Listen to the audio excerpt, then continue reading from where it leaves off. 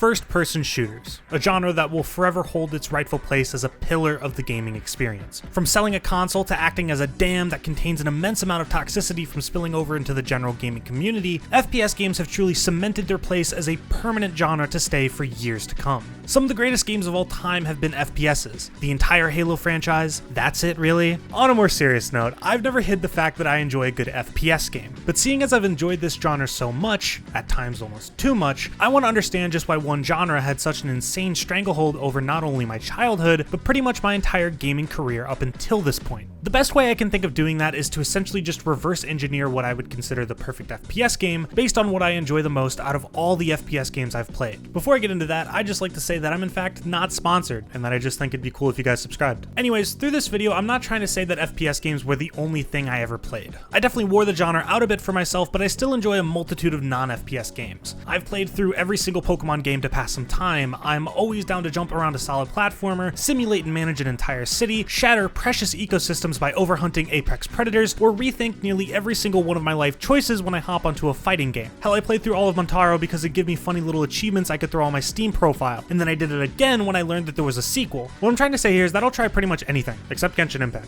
It's just that the moment I first laid my eyes on Halo 2, it was a wrap, and that's where I think my first two pillars of FPS games were found: action and world building. Speaking on action first, I have what Nikki Jakey has expertly described as a goopy gamer goblin brain, and when I see action, explosions, gunshots, my neurons activate and I want more of it. Like, yeah, don't get me wrong, Call of Duty really overdoes this a lot of the time. This train scene is the premier example of that, but if I'm being honest, this type of stuff is a huge guilty pleasure. Even back when I was playing Black Ops 2 for hours on end every day, I cannot tell you how many times I replayed that one nightclub mission in the campaign.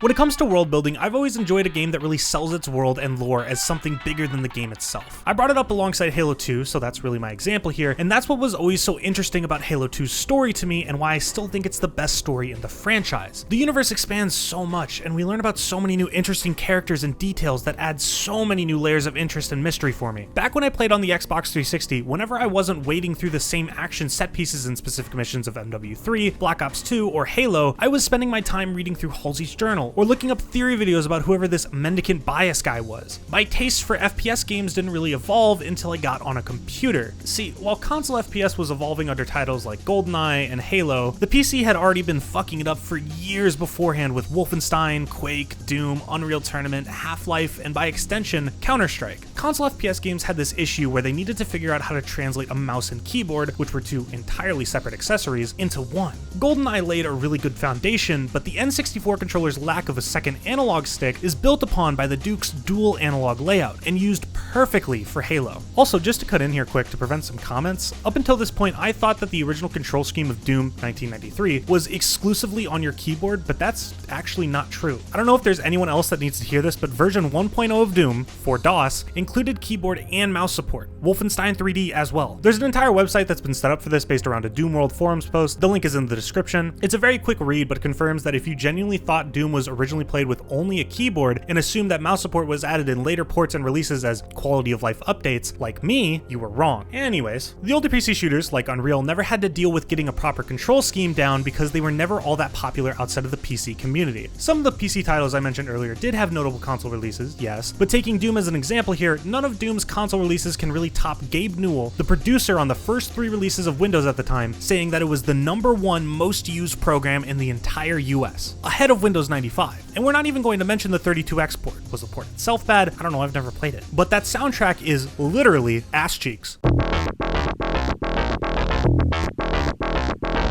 I bring this all up because this leads pretty well into my next two pillars for my perfect FPS game: movement and a feeling of speed. See, considering PC FPSs didn't have to worry about controller support until much later, the precision of keyboard and mouse allowed developers to make these games fast. Now, apologies to the old heads out there who are getting monster kills every match in Unreal or were absolutely tearing it up on Instagib. I was not old enough to be a part of that when I made my transition to the PC. I actually started out with CSGO as my first PC FPS. Now you might say, well, Stryxo, if you were looking for a game with faster movement, why didn't you play Source? I don't know. know? An aspect of CSGO I've always enjoyed is its movement mechanics. It's where I first got introduced to the whole concept of bunny hopping in general, and I worked my way backwards to learn that it was a thing in not only previous versions of Counter-Strike, but other Source games, and then before that, Quake. CSGO isn't exactly the fastest game in the world. There's many situations where you'll just sit and stare at a wall waiting for someone to come around a corner, but the advanced movement teased me on concepts I'd come to love in other FPS games I'd play on the PC. Those games would be Doom, 2016, and Titanfall 2. The sense of speed in these games is just absolutely blistering. Titanfall 2 especially.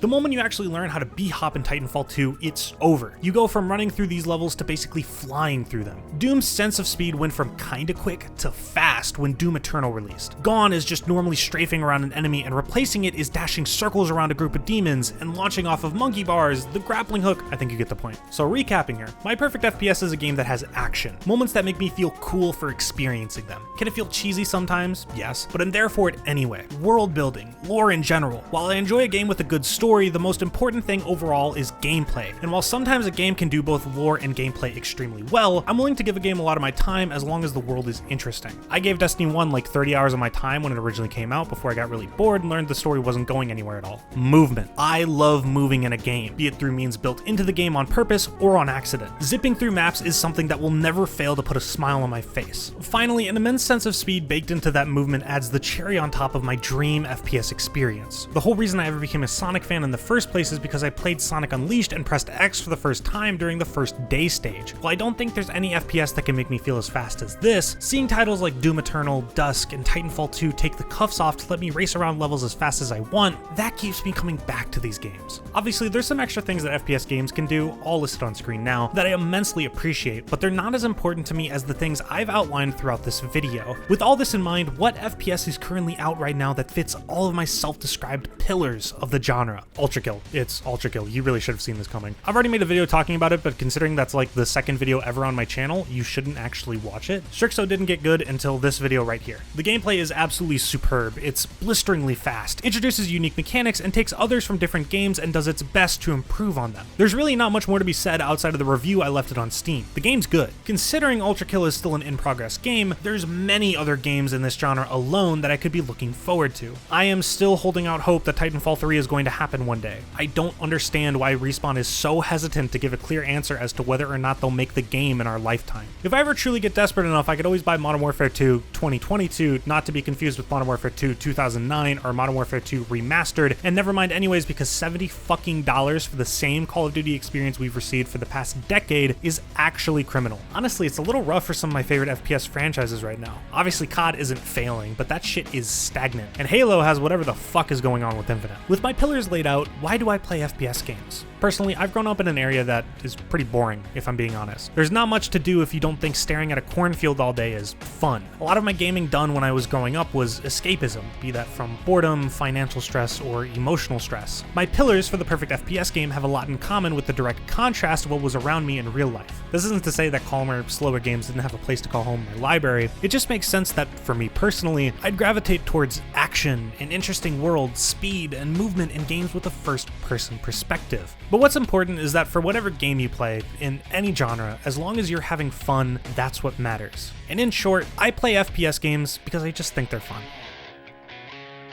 Okay, thanks for watching. Make sure to subscribe and follow me on Twitter and click on another video if you enjoyed this one.